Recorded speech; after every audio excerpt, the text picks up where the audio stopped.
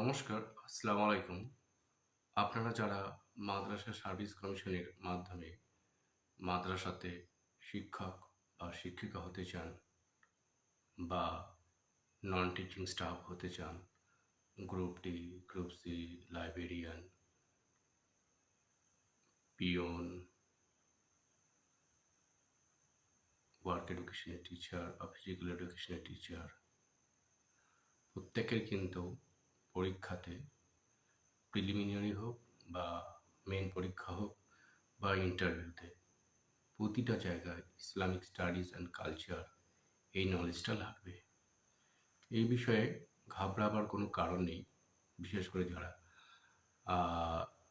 Islamic studies বা কালচারের সাথে যুক্ত ছিলেন না, তাদের উদ্দেশ্যে বিশেষ করে বলছি, বাজার চলতে অনেক বই পাওয়া যায়। তাছাড়া আমি ইসলামিক স্টাডিজ অ্যান্ড কালচারের উপর বেশ কিছু লেকচার দেব। আশা করি আপনারা প্রিলিমিনারি হোক, মেন পরীক্ষা হোক আর ইন্টারভিউ হোক, আপনারা সেই সমস্ত প্রশ্নের কনফিডেন্সের সাথে অ্যান্সার দিতে পারবেন।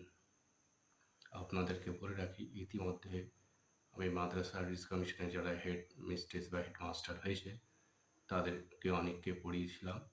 তাদের মধ্যে অনেকে এখন সম্মানের সাথে হেড মিস্ট্রেস বা হেড মাস্টার হয়ে শিক্ষকতা করছেন মাদ্রাসাগুলিতে, পশ্চিমবঙ্গ সরকারের অনুমোদিত মাদ্রাসাগুলিতে।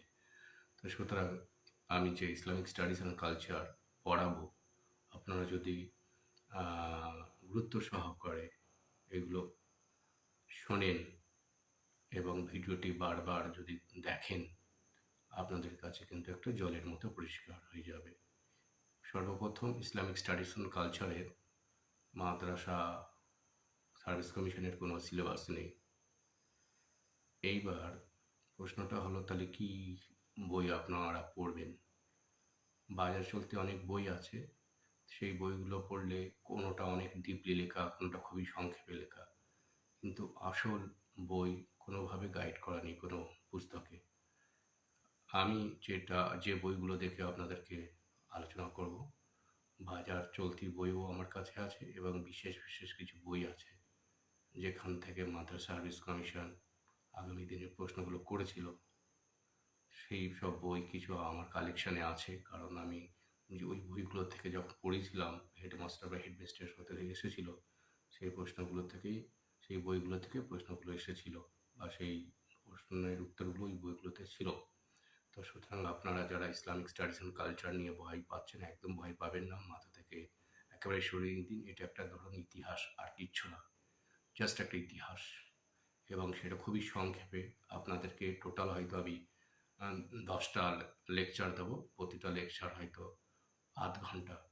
এই 5 ঘন্টার মধ্যে আপনাদের ইসলামিক স্টাডিজ অ্যান্ড কালচার আশা করি কমপ্লিট হয়ে যাবে। সমস্ত প্রশ্নের উত্তর এখান থেকে আপনারা দিতে পারবেন। তো আমি প্রতিদিন বা একদিন ছাড়া, কারণ আমার খুব টাইট শিডিউল, তো প্রতিদিন বা একদিন ছাড়া করে ইসলামিক স্টাডিজ অ্যান্ড কালচারের উপর 30 মিনিটের লেকচার দেবো। মোট লেকচার দেবো 10টা। আশা করি 5 ঘন্টায় এই লেকচারটা সম্পূর্ণ হয়ে যাবে এবং আপনারা এই লেকচারটা দেখে শুনে এবং প্র্যাকটিস করার চেষ্টা করবেন। আশা করি এতে আপনাদের সমস্ত সমাধান হয়ে যাবে। অযথা ভয়ের কোনো কারণ নেই। আর যারা ইসলামিক স্টাডিজ অ্যান্ড কালচারের সাথে যুক্ত আছে, আজকে আপনাদেরকে একটা সূচিপত্র দেব। সূচিপত্র তে অর্থাৎ সিলেবাস যেটা রয়েছে, আমি মনে করছি এই সিলেবাস থেকে প্রশ্নগুলো আসতে পারে। তো সেই সিলেবাসটা আপনাদেরকে দেব। আপনারা সিলেবাসটা সযত্নে আপনাদের খাতাতে লিখে রাখবেন। এই ভিডিওর শেষের দিকে একটা সূচিপত্র দেওয়া হবে। আপনারা স্ক্রল করে বা পজ করে আপনারা সূচিপত্র নিজের খাতায় লিখে রাখবেন এবং এই সূচিপত্র অনুযায়ী আমি প্রতিটা ক্লাস নেওয়ার চেষ্টা করব এবং প্রতিটা 10টা ক্লাসের মধ্যে দিয়ে এই ইসলামিক স্টাডিজ অ্যান্ড কালচার শেষ করব। প্রতিটা ক্লাসের সময় হবে আনুমানিক 30 মিনিট। তো আজকে যেটা আমি দিতে চাইছি, যে সূচিপত্রটা প্রথম আছে ঈমান বিষয়ক। ঈমান ঈমান বলতে কি বোঝায়? ঈমান কথার অর্থ হলো বিশ্বাস, বিলিভ। আকায়েত বিষয়ক, শরিয়াত বিষয়ক ইসলামী উৎসবসমূহ। ইসলামী উৎসবসমূহ বলতে বোঝায় মহরম, আখেরি চাহার, সোমবা, ফাতিহা ই ওয়াজদাহাম, শবে বরাত, শবে কদর, ফাতিহা ই ইয়াজদাহাম, ঈদুল ফিতর।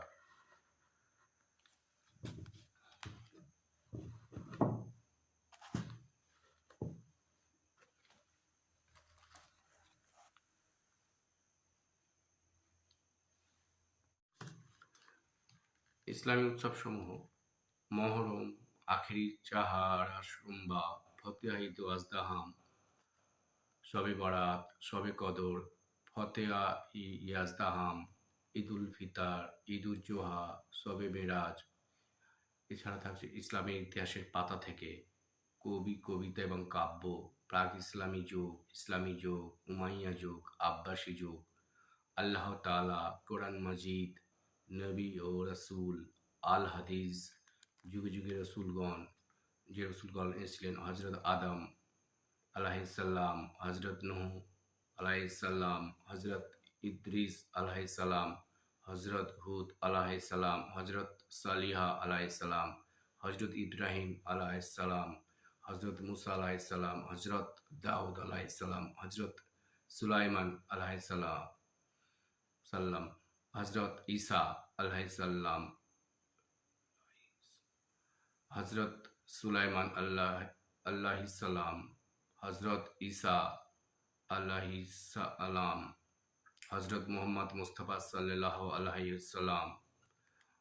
আকীদা ও বিশ্বাস, আখিরাত, কিয়ামত, জান্নাত, জাহান্নাম, আখিরাত, কিয়ামত, জান্নাত, জাহান্নাম, সাহাবায়ে কেরাম, খোলাফায়ে রাশিদিন, হযরত যুগের কয়েকটি ঐতিহাসিক যুদ্ধ, সার্ক, ইসলামী সম্মেলন ও জাতিসংঘ, সার্ক, ইসলামী সম্মেলন সংস্থা ও ওআইসি, জাতিসংঘ, এক নজরে মুসলিম বিশ্ব, জনসংখ্যার ভিত্তিতে বৃহৎ মুসলিম রাষ্ট্র, জনসংখ্যার ভিত্তিতে ক্ষুদ্র মুসলিম রাষ্ট্র, 100% মুসলিম জনসংখ্যা বিশিষ্ট রাষ্ট্র, মিশ্র জাতির দেশগুলিতে মুসলিম জনসংখ্যার হার, যেসব মুসলিম রাষ্ট্র এখনও রাজতন্ত্রের অধীন, বিশ্বের কয়েকটি মুসলিম রাষ্ট্র এর সংক্ষিপ্ত বিবরণ, বাংলাদেশ, পাকিস্তান, আফগানিস্তান, এই সম্পর্কে সাময়িক বলা হবে, আপনারা তো জানেন আরো বেশি করে। ইসলামী যুগ 622 থেকে 661 খ্রিস্টাব্দ, কুরআন অবতরণ, সংরক্ষণ, সংকলন, হাদিস সংকলন, বাগ্মিতা, রচনা লিখন, মুহাম্মদ সাল্লাল্লাহু আলাইহি সাল্লাম, 4 খলিফা, আবু বকর রাদিয়াল্লাহু তাআলা আনহু, হযরত উমর রাদিয়াল্লাহু তাআলা আনহু, হযরত উসমান রাদিয়াল্লাহু তাআলা আনহু, হযরত আলী রাদিয়াল্লাহু তাআলা আনহু। বিভিন্ন দল, শিয়া, খারেজি, মারজিয়া, মুতাজিলা, জাবারিয়া। সংস্কৃত চর্চার শহর কুফা, বসরা, খোরসান, মক্কা, মদিনা। 6 ক্যানোনিক্যাল ওয়ার্কস, ইমাম বুখারী, ইমাম মুসলিম, ইমাম তিরমিজি, ইবনে মাজাহ, আবু দাউদ, নাসাই, ফিক্কা, আবু হানিফা, মালিক বিন আনাস, মুহাম্মদ বিন ইদ্রিস, আস-সাইব, আহমদ ইবন হাম্বল। এক নজরের বিভিন্ন দেশের রাজধানী, এক নজরের বিভিন্ন মুসলিম রাষ্ট্রনেতা। ইসলামী যুগ 630 থেকে 661, উমাইয়া যুগ 661 থেকে 750, আব্বাসী যুগ 750 থেকে 1258। এক নজরে উল্লেখযোগ্য ঘটনাপঞ্জি, ইসলামী যুগ, উমাইয়া যুগ, আব্বাসী যুগ। এক নজরে যুগ বিভাগ, গ্রন্থপঞ্জি। মোট এই সিলেবাসটা আমি ভিডিও শেষে দিচ্ছি, আপনারা আপনাদের খাতায় লিখে রাখবেন। আশা করি 10টা ক্লাসের মধ্যে দিয়ে ইসলামিক স্টাডিজ অ্যান্ড কালচার যেটুকু আপনাদের পড়ানো হবে তার মধ্যে সমস্ত কোশ্চেন অ্যান্সার করতে পারবেন অনায়াসে। প্রিলিমিনারি পরীক্ষা থেকে বা এমসিকিউ যেটা হবে আপনাদের, তারপর মেন পরীক্ষা এবং ইন্টারভিউ, এই 3 জায়গায় ইসলামিক স্টাডিজ অ্যান্ড কালচার থেকে প্রশ্ন আসার সম্ভাবনা রয়েছে। সেই প্রশ্নগুলো কিন্তু আমি লেকচারের মধ্যে দিয়ে লিখিয়ে দেবো, আপনারা লিখবেন বা ভিডিওটা শুনবেন, দেখবেন এটা একটা ইতিহাস, অন্য কিছু না। ইতিহাসের মতো আপনারা এটা নেবেন, দেখবেন খুব সহজেই শিখে যাবেন। আজকে যে শব্দগুলো বলছি, এই শব্দগুলো বারবার আপনারা ভিডিওতে আছে, আপনারা বারবার শুনতে থাকবেন। শব্দগুলো কিন্তু মেন। আপনারা জানবেন যে কনসেপ্টগুলো এখানে পড়ানো হবে, সেই কনসেপ্টগুলো আপনারা ইতিমধ্যে জানেন বা চর্চা করেন, কিন্তু এই শব্দগুলো জানেন না। ওই শব্দগুলো কিন্তু আপনাদের আয়ত্তে আনতে হবে শব্দগুলো। এখানে যে শব্দগুলো বেশিরভাগ বলা হলো, এগুলো আরবি, ফার্সি আছে। তো এই আরবি, ফার্সি শব্দগুলো কিন্তু আপনারা জানতে হবে। শব্দগুলো আয়ত্ত করার চেষ্টা করুন। যে শব্দগুলো বললাম, এই শব্দগুলো যখন ব্যাখ্যা করে দেবো, দেখবেন যে ব্যাখ্যাটা আসছে, আপনারা এই ব্যাখ্যা বা এই কনসেপ্টের সাথে আপনারা কিন্তু অনেক আগে থেকে পরিচিত। অর্থাৎ এই শব্দগুলো কিন্তু আপনাদের কাছে নতুন। তাহলে এখানে কিন্তু আপনাদের এক ইতিহাস চর্চার একটা জায়গা হয়ে উঠবে, কোনো অসুবিধা নেই এবং এটা একটা জানা ইতিহাস মনে হবে আপনাদের। শুধু শব্দগুলো বারবার একটু শুনুন, প্র্যাকটিস করুন, লেখার চেষ্টা করুন, দেখবেন এই কনসেপ্ট অতি সহজে ক্লিয়ার হয়ে যাবে। কারণ কনসেপ্টগুলো আপনারা জানেন। এখন যখন ব্যাখ্যা করব আপনারা বুঝতে পারবেন এটা আমাদের জানা। অর্থাৎ হয়তো শব্দগুলোর আপনার বা ওয়ার্ডগুলোর মানে জানা নেই, ওয়ার্ডগুলো ও ও জানা নেই, মানে অ্যাজ আ ল্যাঙ্গুয়েজটা জানা নেই, কিন্তু কনসেপ্টগুলো আপনারা জানেন। আজকে ভিডিও বেশি করছি না, এটা ইন্ট্রোডাকশন পার্ট। আপনারা সাথে থাকুন, প্লিজ লাইক এবং সাবস্ক্রাইব করবেন। আপনার বন্ধু বান্ধবীদেরকে প্লিজ জানান এই চ্যানেলটি সম্পর্কে। ইসলামিক স্টাডিজ এবং কালচার সম্পর্কে ভয়ের কোনো কারণ নেই।